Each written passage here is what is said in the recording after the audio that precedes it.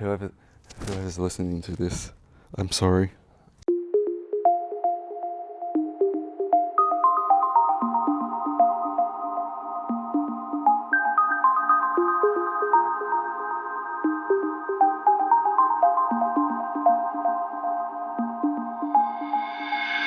I grew up in a Christian family, so I was surrounded by God and the church from the very beginning, but I just followed through the motions of doing Christian things. I didn't know Him, I just knew about Him. But as life went on, so did my walk with Christ. Even if I didn't know it at the time, I experienced hardships, and most commonly, those hardships were mainly bullying. That all disappeared as soon as I moved on into high school.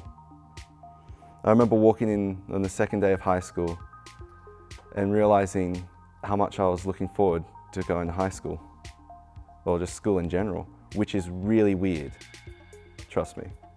It was the final night session of Camp 1, and we had Punchy preaching to us the entire week. What I do remember was realizing my sins and how it means I couldn't be with God, and that Jesus gave up His life just so I could be with Him. Punchy looked out into the crowd and said, "Would any of you like to come back to the kingdom of God?" And I thought, this is my time. So I prayed along, and afterwards he asked us to stand up, still with our eyes closed. So I was in the dark for a while. Punchy said, "You can open your eyes."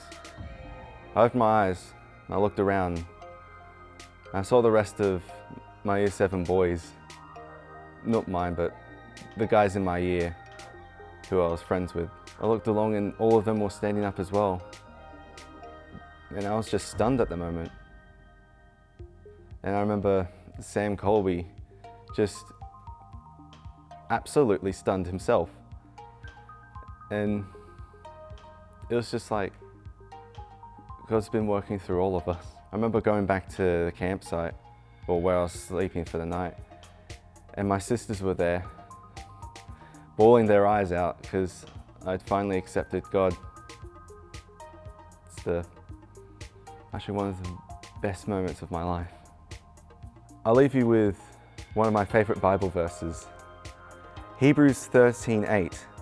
Jesus Christ is the same yesterday and today and forever.